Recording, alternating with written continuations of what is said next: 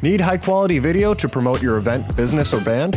We can help. We're Pixel Pond, a video production team based in the Pacific Northwest, providing high-quality content to clients across the U.S. and Canada. Whether you want coverage of your live event to promote for next year, or need a camera and a camera operator for your next big project, we can accommodate projects of all sizes. Your story is important.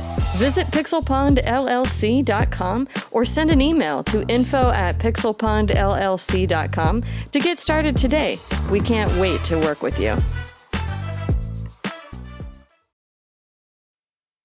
This time on Gamers Week podcast. The next James Bond game will focus on a young Bond. IO Interactive CEO has revealed that the developer is being allowed to create its own version of James Bond for the game. I'm a little skeptical here. I just, though, like they did Young Indiana Jones and that never really caught on. So what are they doing, a young James Bond movie? Right? Well, no, didn't they have James Bond Jr., the cartoon back in the day? Yeah. But I mean, it still needs to be 18 plus James Bond to really give it the James Bond flavor. Because if he, otherwise, we're just treading bad territory. James Bond 21, so he's 21 years old and Forever 21. James Bond, Forever 21. Forever 21.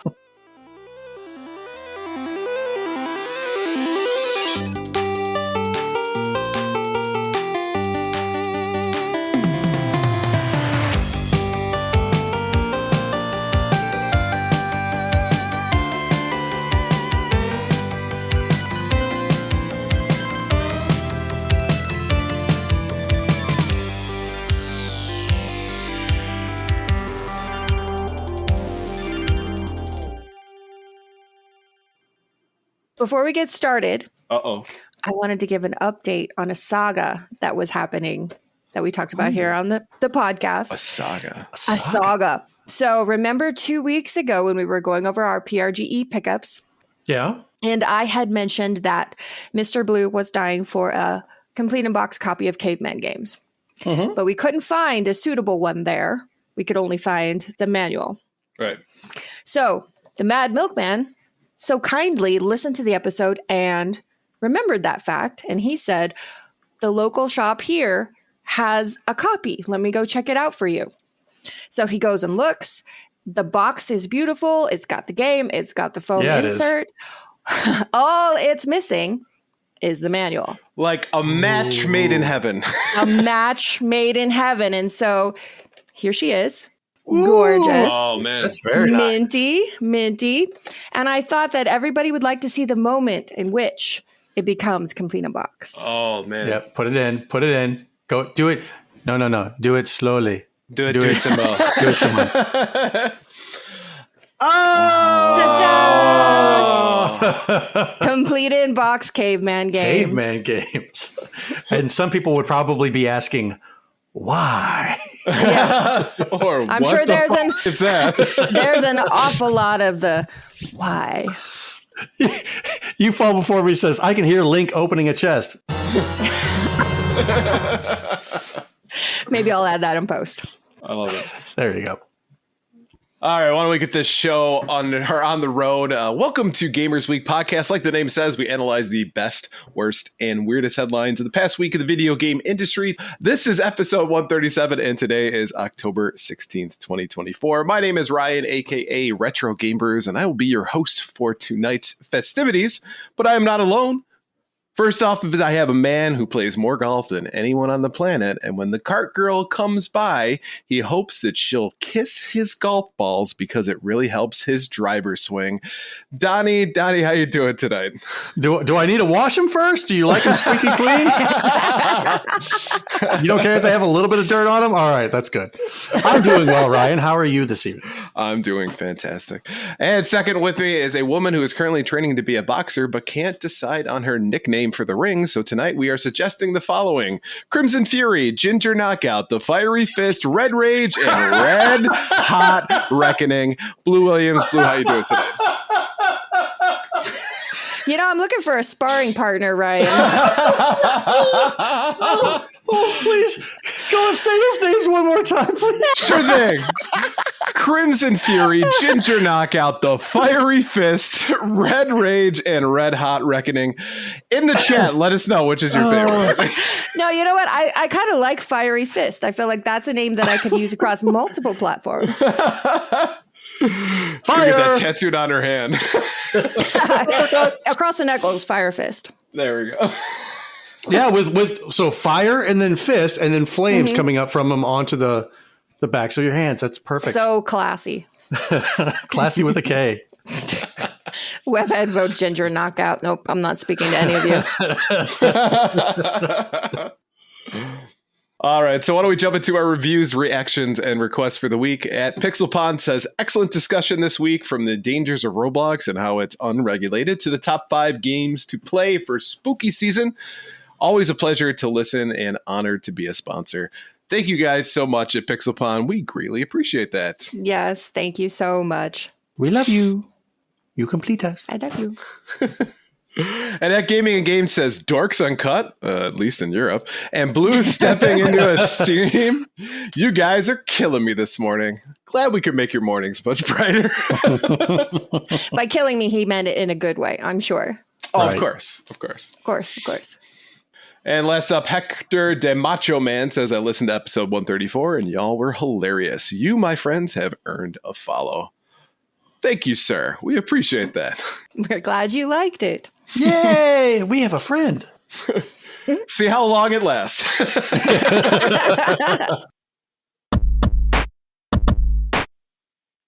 All right, so why don't we go ahead and shout out our patrons?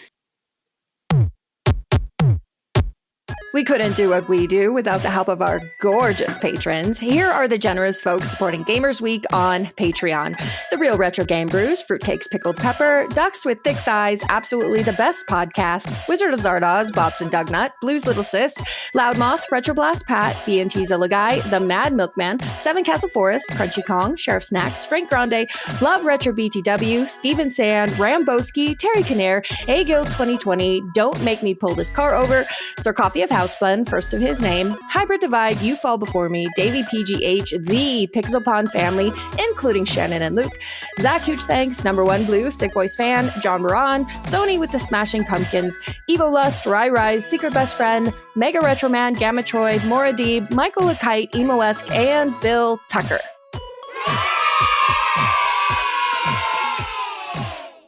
If you like what you heard today, and we really hope you do, please consider joining us on Patreon. Your support helps cover the cost of producing the show, as well as other cool stuff we'll be doing, like prizes and giveaways. You'll also gain access to our bi-weekly, patron-only bonus cast called Gamers Week Uncut, Patrons with Benefits. Visit patreon.com/gamersweek or follow the link in the show notes to learn more. I love that we've been doing this for 137 episodes, and the joke from like episode 4 of me saying gorgeous instead of generous is still something that we use every single week. Mm-hmm. And our patrons are so gorgeous. They are. Every last one of them. Yep. So if you're not gorgeous, please do not become a patron. We don't want to be liars. Yeah. No. That's not how it works. Becoming a patron makes you gorgeous. There you go. That's the formula. So if you want to be gorgeous, join our Patreon. All right. So let's go ahead and jump into our headlines. You could be a not beautiful piece of no. This headline segment is sponsored by the Retro Game Club podcast. It's a fantastic family-friendly retro gaming podcast. In each episode, Rob and Hugh pick 2 games to play and discuss, as well as news, interviews, and other topics. Right now, they want to know, what was a time you locked yourself into an unwinnable game state? Send your answers to email at retrogameclub.net or follow the link in the show notes. So I think the term that most often people use for this is called being soft locked. Correct. Right? But my answer isn't necessarily a soft lock situation. I got a PS1 Mini, right? Okay. And I was super excited about it because it had Final Fantasy VII on it. And I decided to just go gung-ho and grind like crazy to get my levels up so that I could get everything I wanted on the first CD of the game. Got there, got everything I wanted.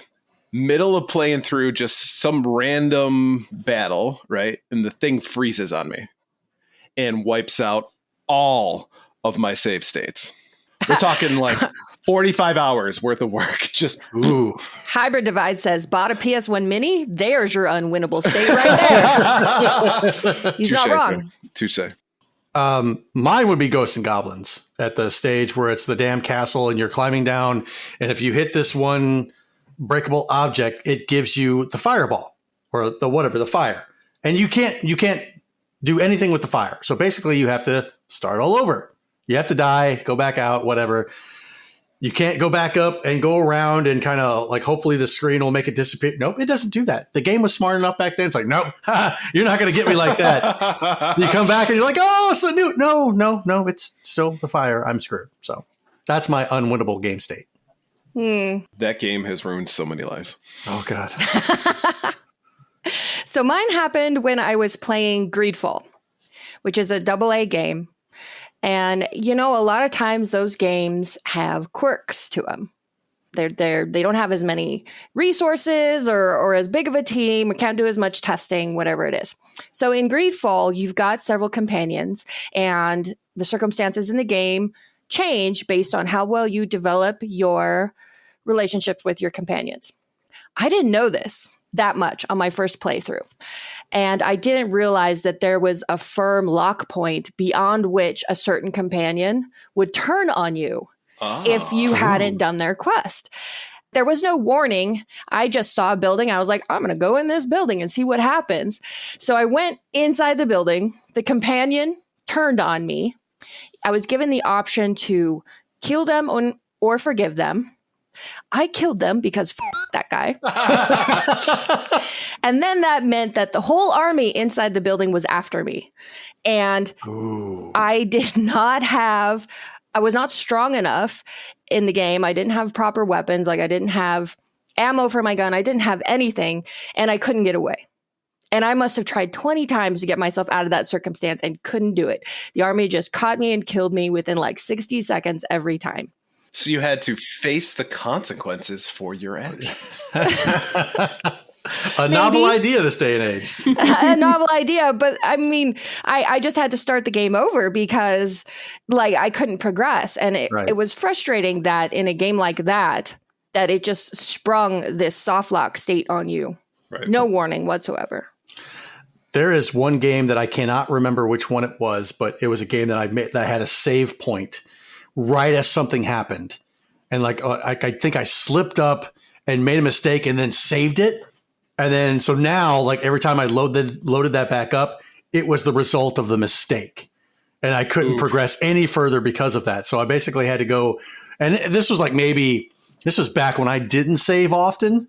So it was like a good hour's worth of work that was just totally undone by a slip up and lesson learned. Now it's like every 5 seconds I'm saving. And if you're somebody who utilizes save state, load state, if you're doing like emulators or if you're playing on the Retron 5, you can soft lock yourself into death. Saving at the exact moment you're about to die. And then you're like,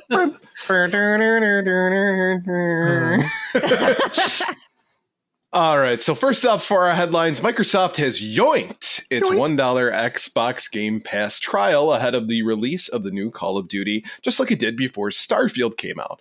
Black Ops 6, a 90s spy shooter with fat guns and round-based zombies, is available for purchase for $70. Xbox $1 deal, though, would have theoretically allowed new subscribers and people with 40 backup emails to more affordably experience its single-player campaign and multiplayer options. Now, anyone who wants to receive Black Ops 6 Day 1 on Game Pass Ultimate will have to pay $20 a month. Funneling players towards the more expensive long-term commitment makes strategic sense for Microsoft. It reportedly experienced internal turmoil about whether or not Call of Duty appearing on Game Pass would harm the lucrative franchise's full-price sales, so removing Xbox $1 Game Pass deal undermines some of those fears. And Microsoft's decision here also seems to be a part of a pattern. Company temporarily removed its $1 offer ahead of Starfield's splashy release in 2023 too. But remember, you don't need Game Pass to play Black Ops 6. You can buy it on Steam and from PlayStation Store too when the game releases on October 25th. My favorite part about this is that the word yoinked has become so firmly embedded in the lexicon that outlets actually use it in the titles of their articles. Yoinks! Like, whoa, Scoob! I think it's a great idea. We all know we're not going to get to play Call of Duty Black Ops 6. For those of you or for those of us that want to play it, I don't. You're not going to get to play that game for $1. But if I had to spend $20 to go and play that game for, I guess, a month for the Game Pass, instead of dropping $70 on it and not being 100% sure, I'll dish out $20 just to try it for a month. That's not a bad idea for me. And to that point, it was like renting a game back in the day, right? Of course, I mean, yeah. Except it was $20. It wasn't $20. At Blockbuster, if they were going to charge you $20 for a game, you'd be like, "Get out of here!" Yeah, It was when you forgot to bring it back. Yeah, well, that's it. Is that you basically paid the entire cost of the game, and you're like, Right. "Geez, right?" Yeah. Right. Yeah, the internet has been losing its mind over this. And, in a lot of senses, it does seem like a gotcha, or it seems unfair to normally offer this price, this deal, whatever, and then to take it away at certain key points. It seems unfair. It seems like they're rigging the game, which they are. These are the releases that Xbox counts on most of all to make its money back. A $1 Game Pass trial is going to affect the full price sales of Black Ops 6. Heck, Yeah. even the $20 a month one is going to affect the sale price of Black Ops 6. And they're not going to have those pretty numbers to show their investors like they would otherwise. So this makes total sense from them, even if from a gamer perspective, it seems pretty scummy. Well, and it puts them in a kind of a catch-22. So you either lose a crap ton of money because you put it at $1. So you take that away. But if you didn't put it on Game Pass, you would have an uproar as well. So it's like damned if you do, damned if you don't in this situation. Yep. I think this is the lesser of two evils in the end of the day, because again, they're a company, they got a bottom line, they need to pay for stuff when they make it. So I get the whole taking the dollar away thing. But if you don't have it on Game Pass, that's what sells the Xbox is Game Pass. Mm-hmm. And by taking a game away from that, you will probably see a bunch of people kind of rage quit on Game Pass for that. That's the game I bought Game Pass for, and you're not going to release it on there. This is ridiculous. So I also am hoping that it has a better reception than the last game they did, where they took the dollar away. Right. Now, $20 Game Pass Ultimate subscription, it lasts for 1 month? How long does the $1 Game Pass last for? Does anybody know? I think it's 1 month. You get 1 month? 1 month at $1. Yeah. Okay. So all of the games that are on Game Pass, you can have access to them for that $1, correct? Correct. You know what? For the big ultra mega like AAA, we've been working on this thing for 20 years. If they take that away from $1 Game Pass, I think you probably would understand. You're only spending $1 and you're getting access to this entire library of games to play. You can't just kind of live with the sacrifice for 1 month or 2 months that this game is not going to be available, that eventually it will be, or you might have to pony up just a little bit more money to play it when you have no intention of buying it. I mean, think about it too. Like PlayStation fought so hard to have Call of Duty on their console because they were worried that Microsoft was just going to tell them to stick it where the sun don't shine. Mm-hmm. Clearly, Call of Duty is a moneymaker for both of these companies. Like, probably the only thing that puts them in the black. Because they are honoring their agreement to keep Call of Duty on PlayStation. Now Microsoft is the biggest publisher on PlayStation's platform. Oh, that is such a... Yeah. Feel the pony boys just squirming in their chair. We're just going to ignore that fact. But yeah, speaking of Sony, though, this why Sony just says flat out, we're not going to have our new releases on our PlayStation Plus. We're not going to do it. It's for this exact reason. So at least Microsoft knows that because Game Pass is its biggest way to bring in customers, it's going to say, yeah, we have to have it on there. Kind of like Ryan was saying. Otherwise, like, what's the point of Game Pass? And plus, when they do their showcases, like, it's their biggest flex. Available day one, Game Pass. Like, if you took a drink while they were doing a showcase, every time they said that, you wouldn't make it through the whole showcase. That's a 4-day hangover. Right. We don't want any part of that.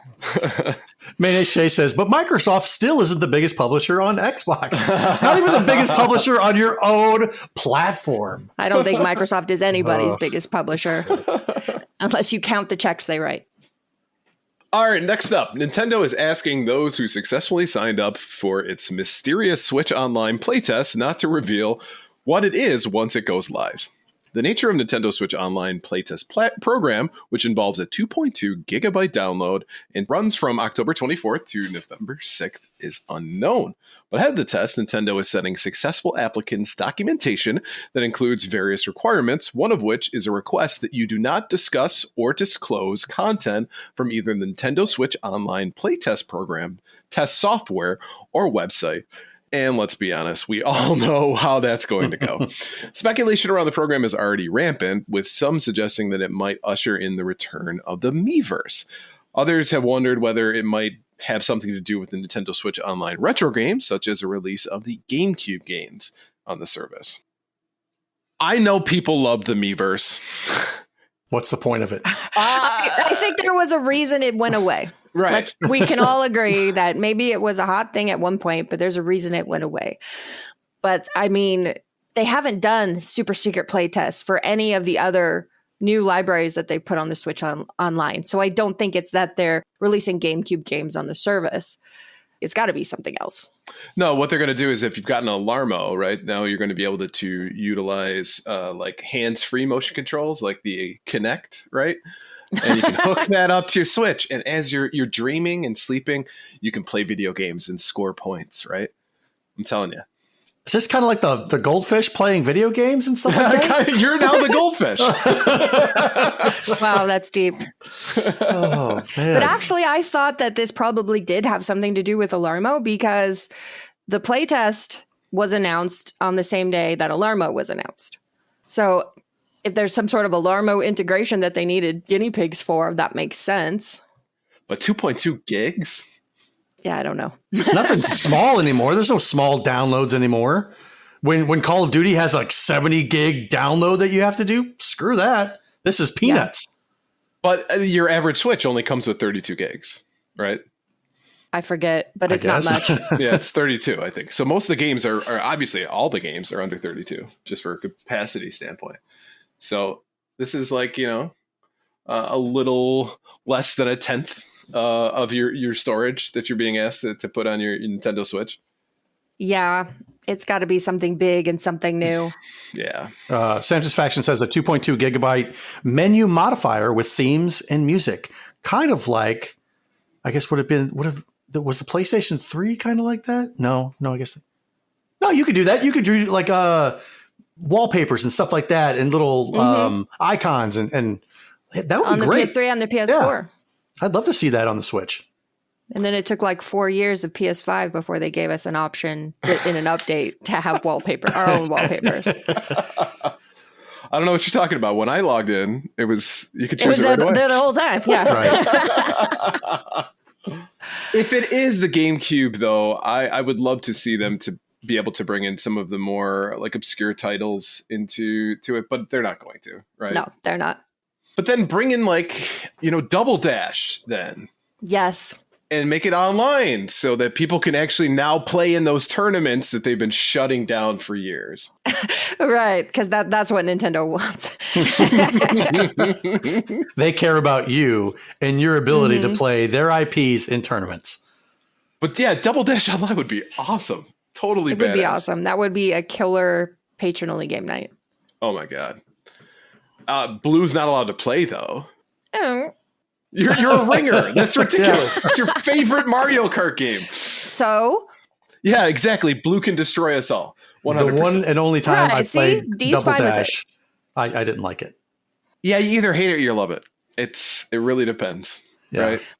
I will admit that back in the day, it was amazing. And I will say that some of the cracks around the edges are starting to show 20 years later. I see. Sam Disfaction says, man, I really need to get destroyed by Blue in Mario Kart. Nice follow-up.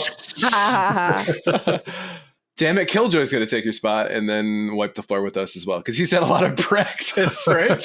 Just accept your defeat. Don't you do that like Christmas where everybody huddles around and plays Double Dash? We haven't in a while, but it was a family thing for a long time. Yeah, he's a ringer too. Unlike that. Speaking of old consoles, Right.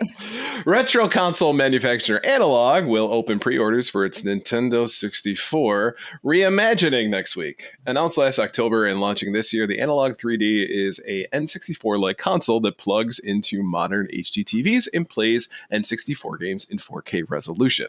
Analogue CEO Christopher Tabor has claimed that it will offer a far better experience than the N64 emulation on Nintendo Switch Online service. It's said to be compatible with every original N64 cart ever made, accepts cartridges from all regions, and includes 4 original style controller ports. Available in black or white, the console is priced at $249.99, with the controllers designed by 8-Bit Do, or 8-Bit Dough, available separately for $39.99, and pre-orders will open on October 21st at 8 a.m. Pacific time. Dottie's given the thumbs down. Yep, already. No, sir, I don't like it. So, one of the things that I will say is that the N64 has struggled with emulation for a while. This is something that it doesn't seem to be compatible with emulation. So this is not, though, going to be an emulator, which is great, right? It's going to be, field programmable gate array. So it takes what you've got on the cart, does the algorithms and figures out how to make that in HD in real time. I do like, however, that they chose not to go with the original design for the controller. And I wonder why that is. What does the controller look like? It looks like a Switch Pro controller, but with just one less thumbstick, basically. Okay. Yeah. And you know why that is? Because that controller sucked, just like that system. I feel like I'm the only one holding back. I haven't said a thing. I mean, I'm going to say that it was a great controller in hindsight, because yes, it was weird and it sucked at the time. And in many ways, if you try to still use it, it still sucks. Yeah. But the memes. The memes. I mean, if you want to point to one singular thing that proves that Nintendo was willing to try anything, that's what you point back to. You go back to the U-Force. You go back to the Power Glove. That's when Nintendo was willing to try anything like that. This abomination was not the thing that made them stand out. This is the thing that they made them ugly. Everything else. To be fair, though, the two things you mentioned were not made by Nintendo directly. Oh, Power Glove was Mattel, Actually, right? And U-Force, I think, was actually Activision. I think Activision, the thing we most hate. Pedantic King got you there. Sorry. I do run a weekly segment. So here's the thing: the $249.99 price point. I mean, that's a lot. But then again, the technology that Ryan described about why it's not an emulator, that doesn't come cheap. And analog products are generally very, very good. If the N64 is like your console, you're a kid when it came out, you have your best gaming memories on that console, then you're probably all over this and would be a very worthwhile purchase. It's not for me. I still have an original N64. It works just fine. But the thing that also would make me hesitant to get in on this first batch of these is because much like Analogue has done with the Pocket, I bet they're going to get out there and re-release new editions of this that are colorful like the N64 was. Yeah, the fantastic ones. Yeah, the fantastic ones. Yeah. At the 37-minute mark, she said camed. It camed out. You did say that. So whenever you're editing, do the whole slow motion thing. Camed out. You said it. All right. We'll see. Camed out. This is how it's going to be. See. Yeah. This is how it's going to be every time somebody stumbles over a word. Yes, it's funny. It's a funny thing. You messed up. I'm the Josh Baskin from Big. I don't get it. I don't get a $250 reimagining of the N64. Really? You think WCW versus NWO Revenge or James Bond GoldenEye is going to look that badass in 4K? Do you think polygons and triangles are going to look that badass? I don't think so. So again, I don't see the point in this being a $250 console. I can go pick up a N64 on Marketplace for $35. The whole thing with like, yes, it's region free, but you're still having to get those damn cartridges that some of these games on the secondary market cost upwards of $150. Sam Disfaction says, don't lash out on the N64 if your third arm isn't working, Donnie. There's some pills for that. Oh, I need my pills, damn it. Maybe that's why he's so grumpy. What? I think one of the things to your point, Donnie, is that this was not like a pretty era, right? PlayStation, Sega Saturn, N64, polygon hell, and it didn't look great overall, right? This was like, hey, we're getting into this whole 3D thing. Please forgive our construction, right? Or our dust. The other thing, though, is I will say probably the price has a lot to do with the fact that the technology behind it, as Blue said, doesn't come cheap. I mean, if you get like a FrameMeister, which is a device that you can plug your consoles into that will do it for you, it's hundreds of dollars. The Pro one is like $600 or $700 in order to get that. Now it's great. Don't get me wrong, right? It does a lot of really cool stuff with it, but it's just the technology behind it requires a lot of power, if you will, and therefore it doesn't come cheap. So I get why that is, but then again, at the end of the day, $249 or $250 is the cost of a modern console. I don't know if that justifies it for me enough. No, it has to be driven by nostalgia. Right.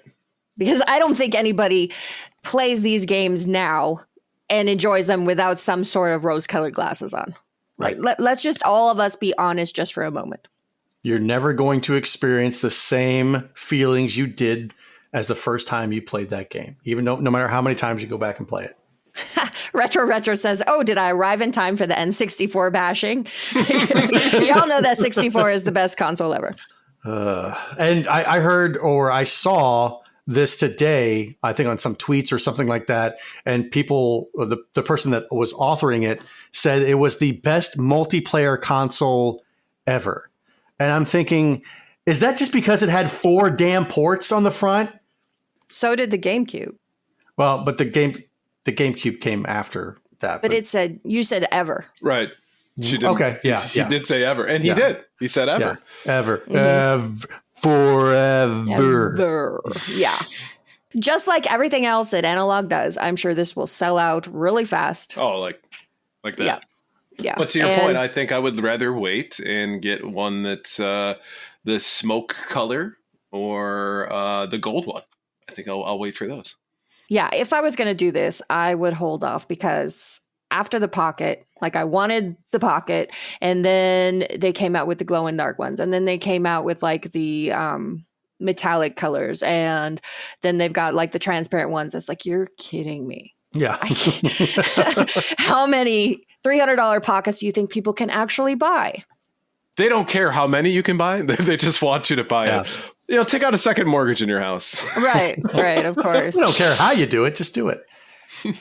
Hybrid Divide says, I'm going to wait and see on the Analogue 3D. I might order the 8-bit controller. That looks nice. But the other issue with N64 is that while there are some good games, the good library is rather small. I'll wait for reviews and a second wave. Thankfully enough, a lot of the good games are relatively inexpensive for the N64 compared to some other consoles. So best wrestling games, still relatively cheap. GoldenEye is still, like last I checked, like somewhere between $10 to $20. So that game sucks now.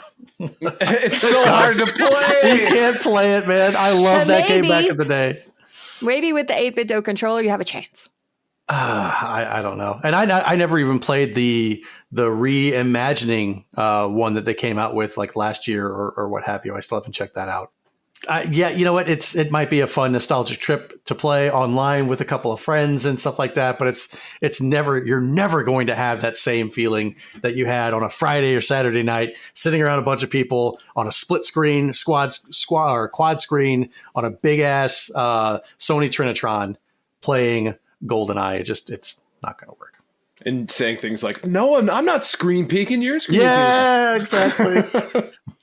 Retro says that's because they closed Blockbuster, Donnie. There's still one open. Yeah, the last one. Joke's on you, Retro. All right. So next up, the next James Bond game will focus on a young Bond.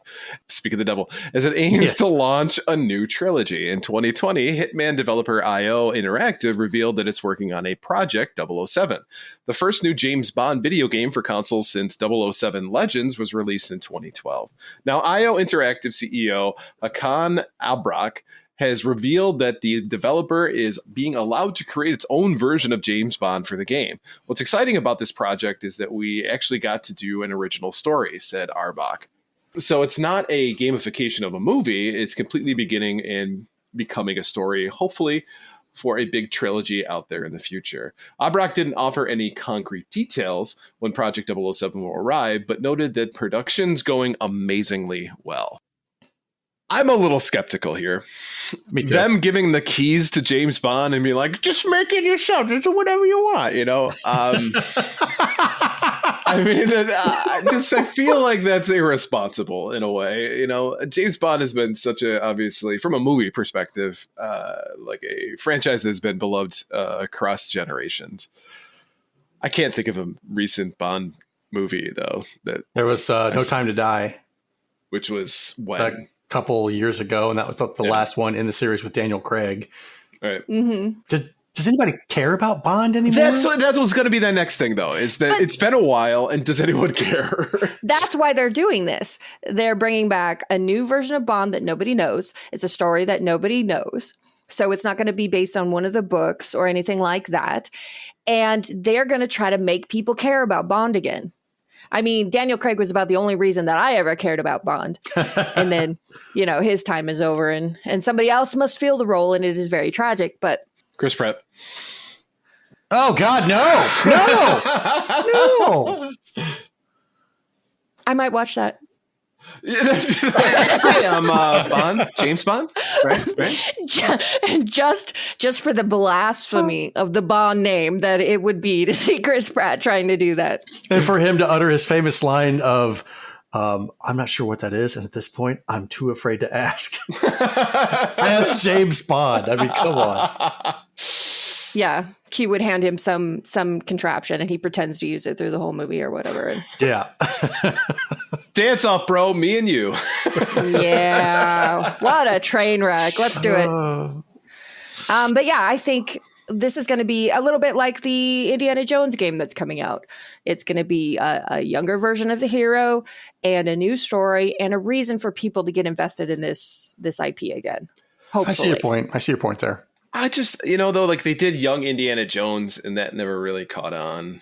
So what are they doing, a young James Bond movie? Right? Well, no, didn't they have James Bond Jr., the cartoon back in the day?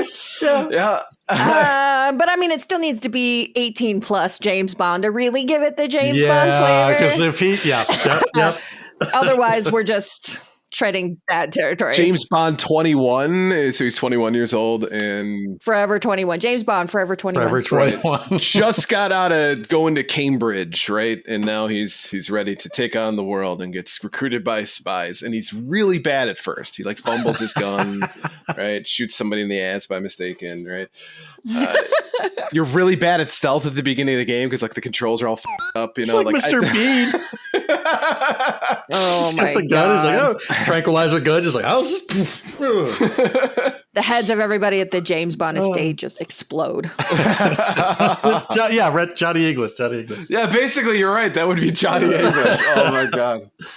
Oh my God. Rowan Atkinson. James Bond Forever 21 and a Forever 21 crossover with the store for the clothing line. Right. So Genius. you can buy cosmetics to wear for James Bond to wear in the game. Oh my no! Oh God! So like you'd have to go to a Forever 21. Donnie covered his eyes, and I know that he pictured something. Yes, And he didn't like what he pictured. I'm picturing a kiosk where like, okay, you put in your account number or your gamer tag and there's your character and you start swiping. It's like, okay, I want him to wear these jeans. I want him to wear these shoes and this shirt, this crew neck, this turtleneck, this dickie or whatever. And oh, look, they have this for purchase right here in the store. So you can be just like your avatar in real life. Oh Do my they God. have men's clothes at Forever 21? I don't think so. No, that was they the don't, joke. but they definitely don't have dickies. I'll tell you that. What the hell? No, because James will be wearing, here's these skinny jeans, here's these platform shoes, here's this crop top, and that is available for purchase. I don't like this. The Steve Madden merchandise pack. Merchandising. I think it's going to work. All right, next up, the new #1 game on the Epic Store is Off the Grid, a battle royale set in a cyberpunk world. Or is it? Off the Grid launched in early access 2 weeks ago, buffered by high-profile deals with Ninja and Tim the Tatman.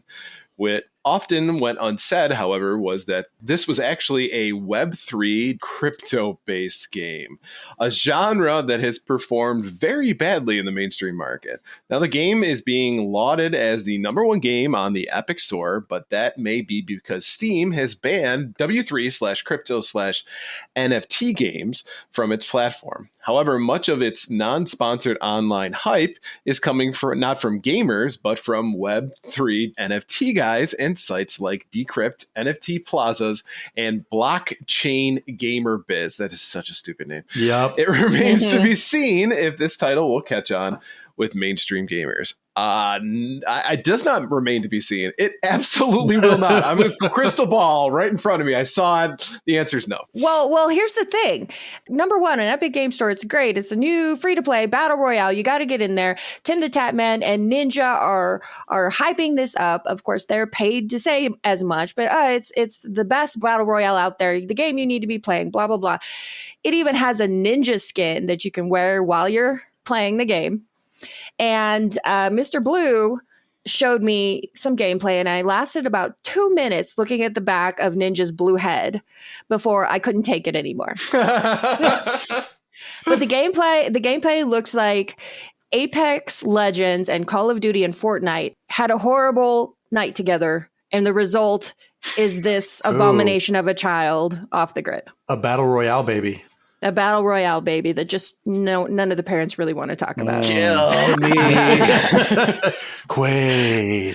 Right. Nobody is saying that it's a crypto game or an NFT game. Like everybody is trying to pretend it's not. And then once they get you involved in the game, I don't know exactly how it's going to rear its ugly head. But everybody knows that stuff doesn't perform well with mainstream audiences. And so they are keeping it on the DL as much as possible. But the clues are there.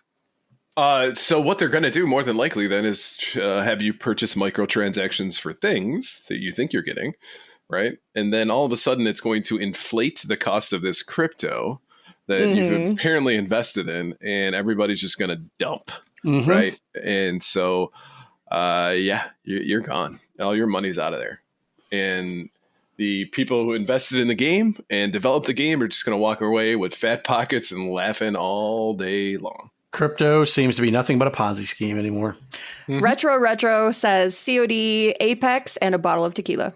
And that's what happened. That's how this game came to be. Yep. They definitely ate the worm. Why isn't this stuff dead yet? Why are we still talking about NFTs and blockchain? Well, I will say that if you've made your whole persona online based around NFTs, blockchain, and whatever, you're going to have to keep it up, sure. Sure. And it's how you keep your following. It's also probably was a revenue stream for a lot of these folks. So for them, makes sense, right? And to that point, right, if you can encourage people to purchase your crypto coin, right, you make money off of that instantly by selling it. So yeah, I think it's a closed feedback loop where they all assure each other that it's going to be the greatest thing, and they're all trading the same shit. So it's this own little ecosystem of these guys doing the same stuff. But the crypto bros, I don't think will ever let it go. willingly. No, they're gonna hold on to that to like the finest thread they can pulled away from them. It's not going away anytime soon, but I just hope that it does. Mayonnaise Chase says they're trying to get the 13-year-olds that are still too dumb to know it's a scam. Of course, yeah. Mom, I need this. Yes, yeah, of course. Yeah, It's I need marketing at its $20 finest. for this new skin. But battle royale games, do we think we've reached that point? Have we apexed, or are we on the downslope of? And that wasn't a play on I was words. going to say that's so funny. It was beautiful. I totally meant to do that. Let's go ahead and cut this part out of the episode. Yeah, totally, completely expected to do that. But do we feel like battle royale games are going to be on the way out? Like that's not what's going to be played anymore. It's getting to that point. I mean, the one thing that I will say, the holdout is Fortnite still running strong, but it's because they keep changing stuff. So people just like, oh, fresh coat of paint? Hell yeah, let's do this. But PUBG, I haven't heard a thing about PUBG in years, right? All the other clones that they came out with are practically dead. Ironically enough, maybe Tetris 99 I hear more about than the rest of those, right? And F-Zero 99? Right. So, you know what? And it's a fun gameplay style for something quick. You know, most of the time it doesn't take a whole lot to get invested in it. And yes, it's going to take a lot for you to win, but that's actually not 100% of the fun. You're having fun just playing it.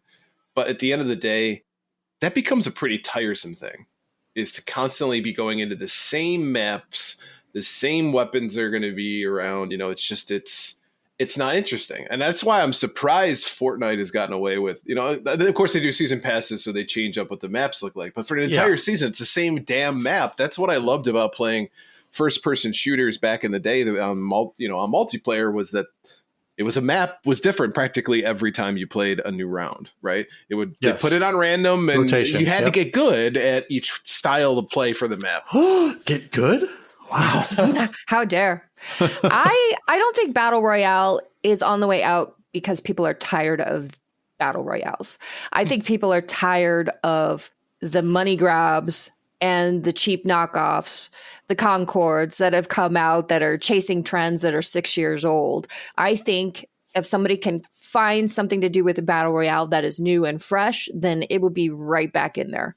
But yeah, Battle Royale, free-to-play shooters and that sort of ilk, it speaks a lot that for off the grid, and also, sorry, side note, because I'm going a little bit of squirrel here, but the funniest part about this is that Dr. Disrespect was bitching about this on Twitter because he tried to make a Web3 crypto game and people made fun of him for it. Oh, so sad. I know, right? It's really, that's what you're complaining about these days?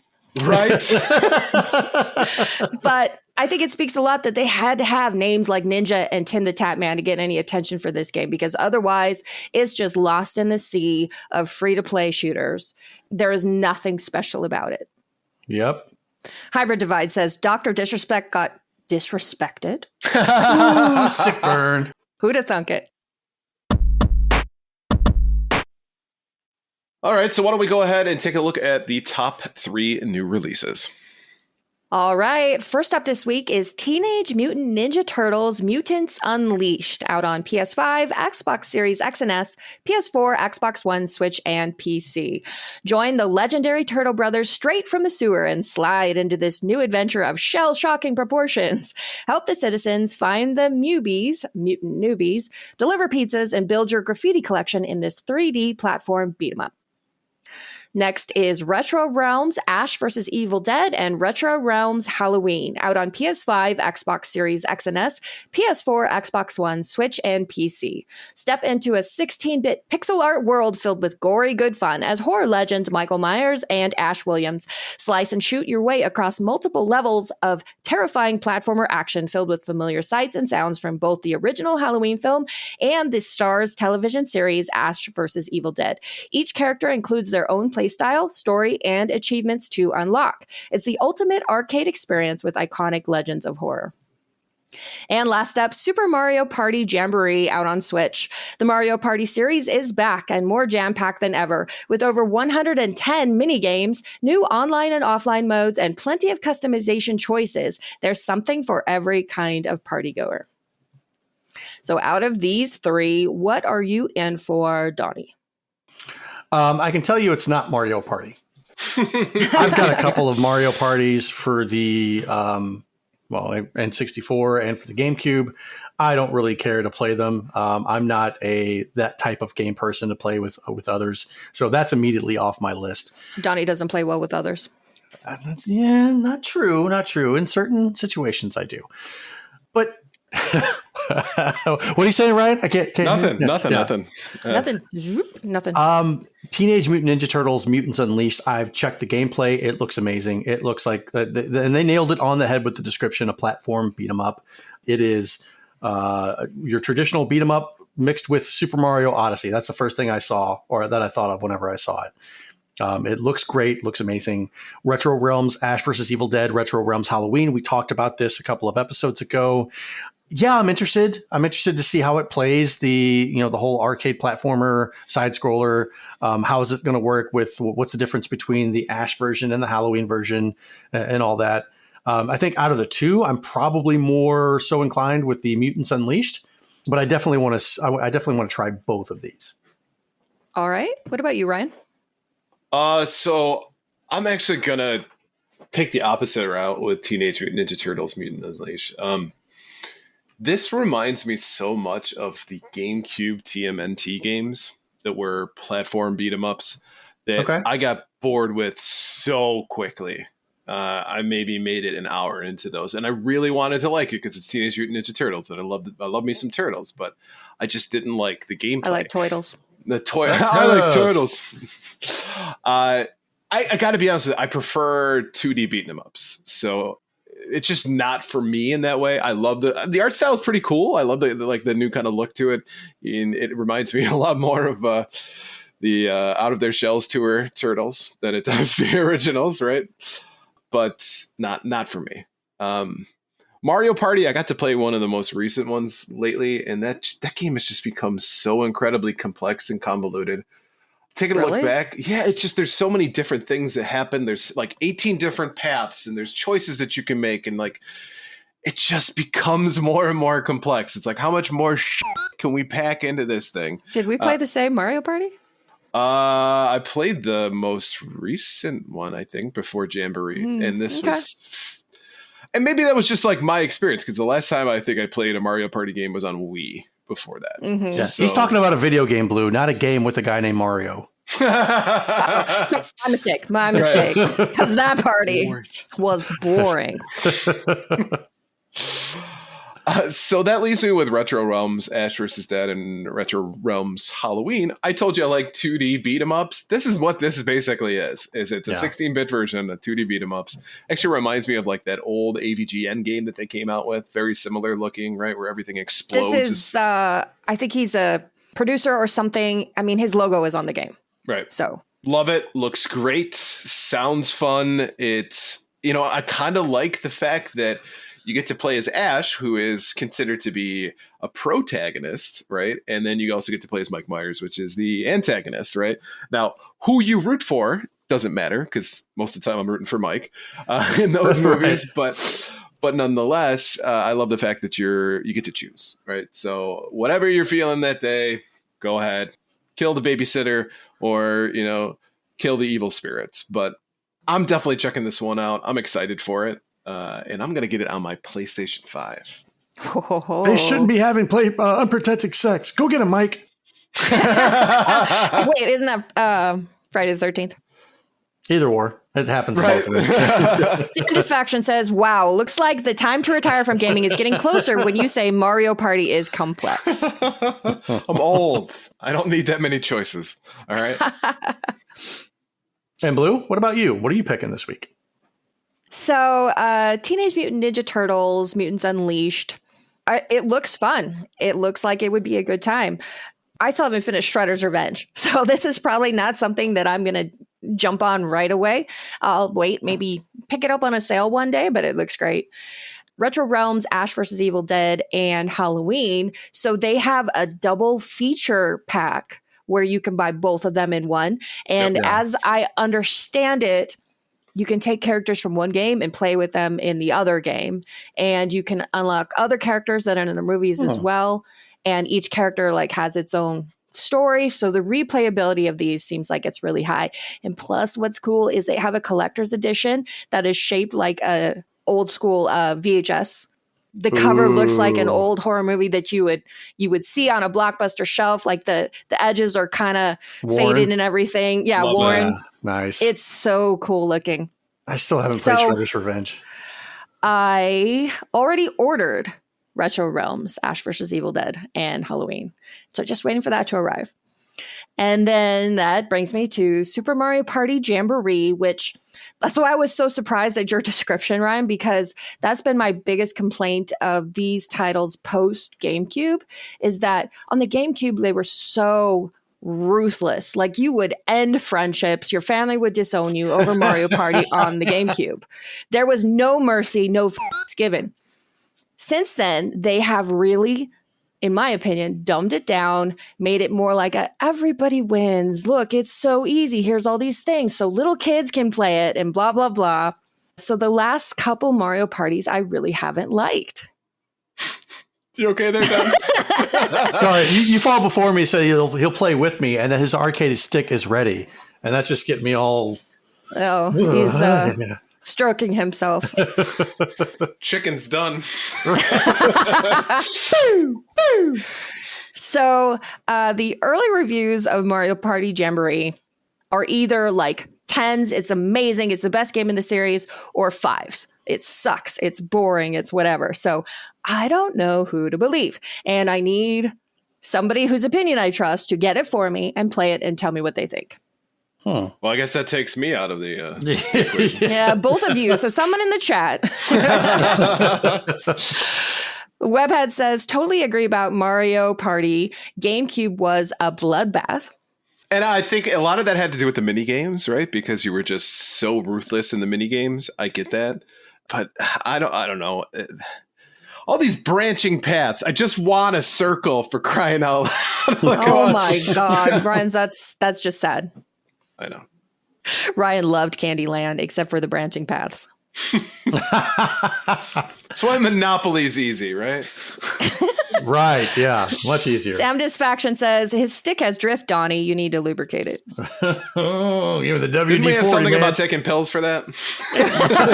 Of course. So yeah, out of these three, I am interested in all three, but the one that I actually ordered, Retro Realms, be here soon. Nice.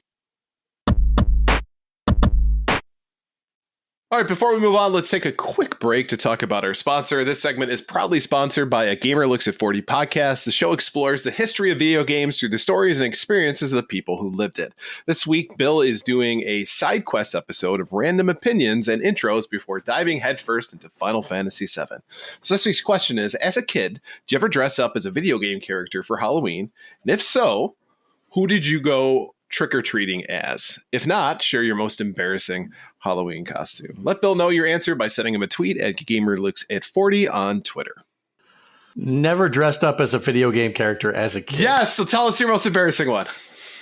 Me? Yes. It said, if not, share your most embarrassing Halloween costume. So Okay. Is it that picture you posted a couple years ago in the Discord? Yes. I know this one. So people who are old like me, back in the 70s and 80s, we had the Ben Cooper costumes, the Halloween costumes with the plastic mask, with the rubber band on the Smell back, 'em. and just the plastic uniform. If you got too close to a fire, you were done. So I had bought one of these off of eBay back in like the late 90s, Ben Cooper G.I. Joe thing, just for nostalgia's sake. And I had it for forever. And, you know, I got to looking at it one day. I was like, what the hell am I doing with this thing? And we had just moved into our new house back in like 2008. And I put this thing on. And I put the suit on, and like it basically ripped it. It ripped it all over the place. I kind of looked like the Hulk. I was feeling good because I was like, oh yeah, bursting out the seams and everything. Never mind, it's meant for like a 9-year-old. Correct. And it gave me the world's biggest moose knuckle that you have ever seen. Well, of course he's going to phrase it that way. It was a moose knuckle, but it's the world's biggest moose knuckle. It's the biggest moose knuckle you've ever seen. You've never seen you've never seen a moose knuckle more bigger.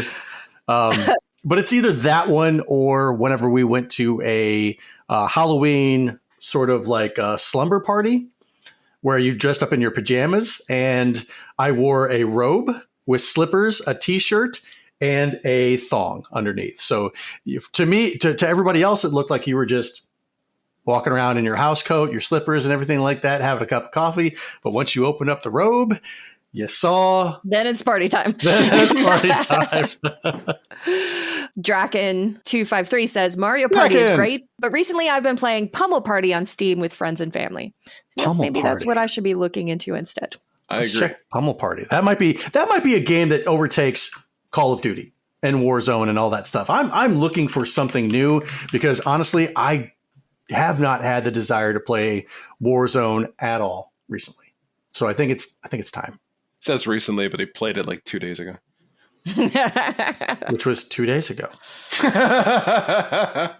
Recently. So my parents didn't allow us to go trick-or-treating because it was the devil's holiday. So the first and only time that I ever went trick-or-treating was the year I turned 18. My friends were kind enough to take me. I dressed as a vampire because very goth, very serious. And the only thing that happened is we just got yelled at every house for being too old to go trick-or-treating. And nobody wanted to give us candy. And that's the entirety of my trick-or-treating experience. That's awesome.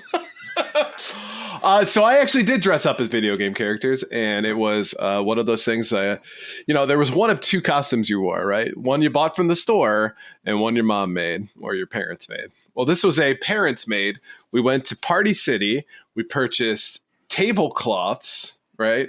Mm-hmm. And my brother went as Scorpion, and I went as Sub-Zero. Yeah, you told us this story. Yeah, and my brother had taken a spear, cut it off, tied a rope around it, and was chucking it all over the place. And I didn't last very long. I'll tell you, got that taken away pretty quick. But yeah, I was Sub-Zero that year, and I loved it. It was great.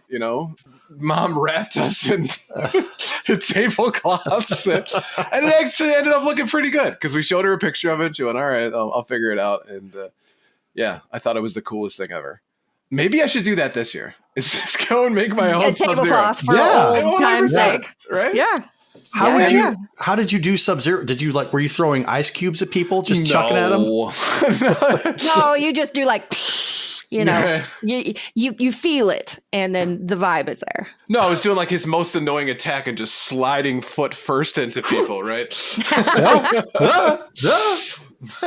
But yeah, and you know what too is at that time it was when everybody was wearing like windbreakers, so the sound of plastic rubbing against each other wasn't annoying to everybody else at that time. It's like, oh yeah, he must be wearing a windbreaker. It's ambience. That was the sound of the 90s, man. Windbreakers. Draken says, I would have been chucking ice cubes at everyone. Yup. Or like maybe a can of aerosol spray or like Aquanet, just like freeze. You get too close to a jack-o'-lantern. A jacker? Jacker-lantern.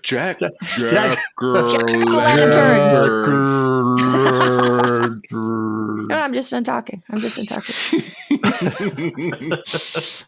Jack-o'-lantern's a different...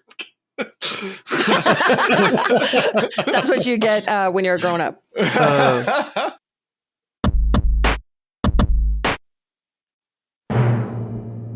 And now, it's time for the very important poll. Every month on Twitter, we post our VIP, very important poll. If you'd like to participate, follow us on Twitter at GamersWeekPC. Now, the question for this month is, who is your favorite video game ghost? Coming in third place with 18.4% is Gengar from Pokemon. Sliding into that number 2 spot at 28.1% is Inky, while the collective of Inky, Blinky, Pinky, and Clyde from Pac-Man. And taking the top spot this week at a whopping 43%, Boo from Mario series. And that's what I respond with. Boo for that answer. Come on, guys. You guys are be more creative than that. Now, 10.5% of you said other, and let's go ahead and take a look at some of the comments from the poll. At Oldman980 says, the ghost pirate LeChuck from the Monkey Island series. Yes. How could you not go with LeChuck? Absolutely. At Pixie Poison 90 says Joey Malone from Wadjet iGames Blackwell series. Abe Goldfarb slayed this role. I'm not familiar with that game, and I'm not familiar with Abe Goldfarb or his work. I'm interested in Abe Goldfarb's work. You just want to say Goldfarb. Yeah. Goldfarb. You're disappointed, Pixie Poison. I'm sorry, Pixie Poison. I will check out Abe Goldfarb's work. Abe Goldfarb. Abe Goldfarb. Abe Goldfarb. At Alexa8532 says Damp or Dampe from the Ocarina of Time, a good guy when dead. Yes? No? I'm not familiar with Dampe. I didn't really play that much Ocarina of Time. One. And at Simon Ashtier says, though I feel a strong kinship with Inky, the blue ghost from Pac-Man, I'll always think of one of the first games I ever played on my 286, Bubble Ghost. Wow, that's taking it back. That's a deep cut, but That's I'm not familiar with that one. Very deep. And at S26Me says there's only one right answer, and that is the Phantom Train from Final Fantasy VI. Fine, I'll play along. I'll say Final Fantasy VI. Read the quote. Yes, I'm reading the quote. I'm reading the copy. Final Fantasy VI. There, I said it. And Donnie said begrudgingly. The copy's good. Read the copy. The Prime Rib Roast Minister went to France today. So, based on the poll question for this month, Ryan, what was your choice for favorite ghost? So I get Inky, Pinky, Blinky, and Clyde. Get that. Mm-hmm. Gengar, I also kind of get that one. I agree. Booze, it's very uninspired, if you will. Yeah. I almost went with the Phantom Train for Final Fantasy VI. I kind of figured you would have. But, I mean, one of the biggest reasons is because it's the only ghost that I know of that you can suplex. Right. Suplex the train. What? Are you kidding me? So if you play as Sabin, you can suplex the train, which is... I gotta imagine back in the day, because unfortunately, before I'd actually played it, I was familiar with that. People had talked about it. I gotta imagine like the first guy who figured that out was like, whoa. Yeah. But my choice for this is going to be Polterpup from the Luigi Mansion games. Okay. It's a dog.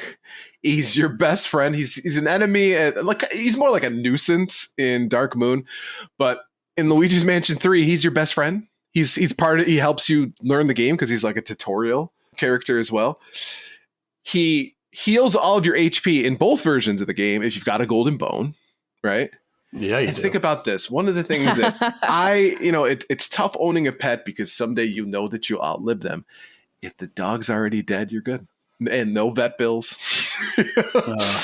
Right? And you can go through walls and stuff too. So you can be like, hey, Polterpup, could you go check out what's going on over there? Right? Like a Porky's thing, maybe. I don't know. Whatever he's into.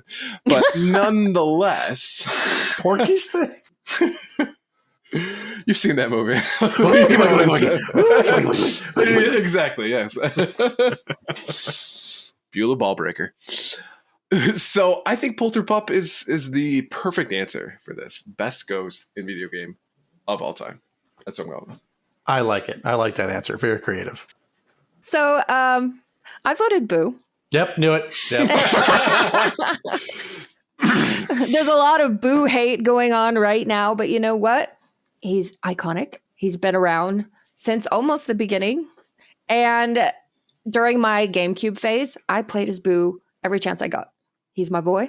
I love him. Do you know what Boo's like inspiration was? What? So you know how like when you turn around, he chases after you, right? And then when you turn towards him, he stops. Actually, apparently it had to do with the developer's wife who out in public was very shy and demure. And in private would scream and yell at him and make a scene. So that's literally looking away versus looking towards. And I really hope that story did not get out. You mean while the developer was working there? Yeah, right. Because hey, here's your permanent residence in the doghouse. But he was so cute. I had two options this week for this one, and one of them was the game's seventh guest. Seventh Guest was a full motion video PC game back in the 90s. And you get to see the story. Like you go into this house, you solve these puzzles, and the story plays out by the ghost showing up and reenacting things that have happened. And sometimes the ghosts got pretty damn creepy. So like there's one ghost that's like kind of seducing this other ghost or whatever. And it's very seductive for the pixelated thing that it was. But then all of a sudden her face just starts turning demonic and everything and gory. And you're like, oh, like sitting in my friend's house late at night, playing that game with like only one desk lamp on and everything else is dark. Yeah, it made me tremble a little bit. So that one was on the top of my list. But the other one was from a game called Visage that I played a couple years ago. Exactly. It's the little girl. So there's a ghost of a girl with her lower jaw ripped off, and she's part of the story, and she pops up every so often. Well, at the end of the game, you finally get to this one door that you couldn't unlock the entire game. You finally have the key. You go, you unlock it, you peek in, and all of a sudden, like the lights are on, but then they start popping, and they go out. And I'm like, oh God, what is this? And then it turns into this zombie rave where she's like, it's like little Skrillex going on, and she's dancing and everything like that. And I'm just like, what the? And then the door closes. Yeah, lights go off, door closes, and you're just left with like, what the hell was that? So we all witnessed this on Twitch, Donnie's first experience with this. And it literally was him going, oh, no. And then he goes, what the hell is that? That game did an incredible job of just scaring the crap out of me for the entire time that I played it. It was chef's kiss, well done. I love that game, heart and soul. And yeah, that's what I'm going with is the little girl missing her jaw from Visage. I mean, just because you're dead and missing your jaw doesn't mean you have to give up on all the fun. Right. You can still have a good time, go to parties, dance with people. As long as she's still got a tongue, she can take the ecstasy, right? She's got just pop it down. Yeah. Right? Here's some water.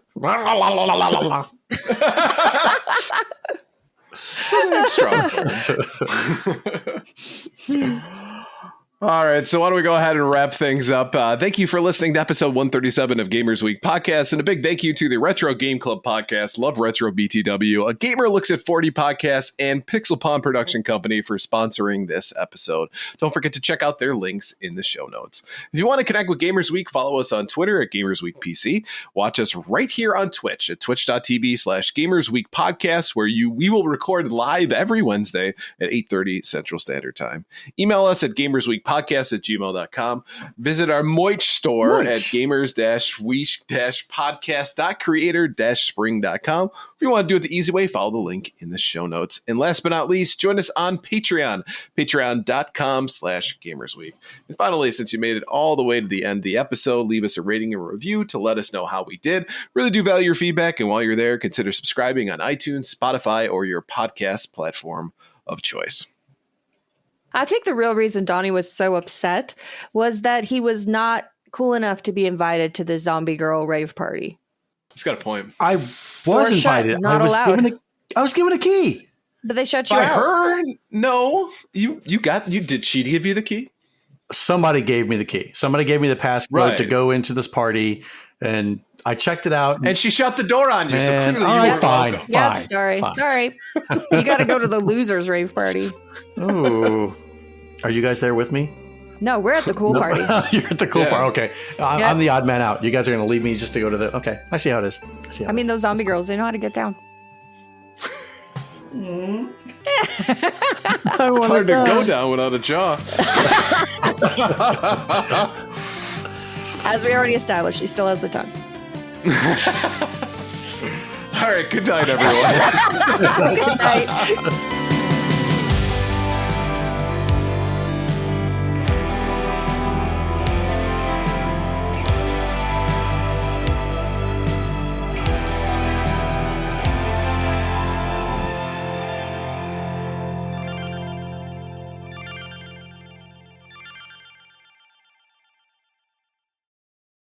I got absolutely shit-faced on Saturday.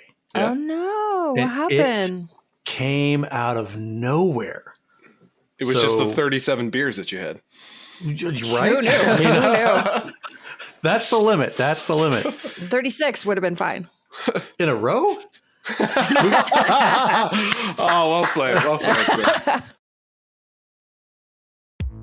Welcome to Gamers Week Uncut. Welcome to Gamers Week Uncut. Welcome to Gamers Week Uncut, Patrons with Benefits. This is the unscripted, patron-only bonus cast with less editing and more dirty jokes. We don't know where the conversation will go, but we're sure it will be weird. This fish just went right on my nipple. And I'm just like, I Google Street Fighter 6. The first search result that comes up is people think they can see Ryu's in the Street Fighter 6 reveal. Listen up here, kids. You're not going to want to get one of those VDSTDs things, right? Make it fall off. When you go, grab a pro. You'll be doing it for America. that was perfect. If you want to hear weekly episodes of our patron-only bonus cast, join us at patreon.com/gamersweek.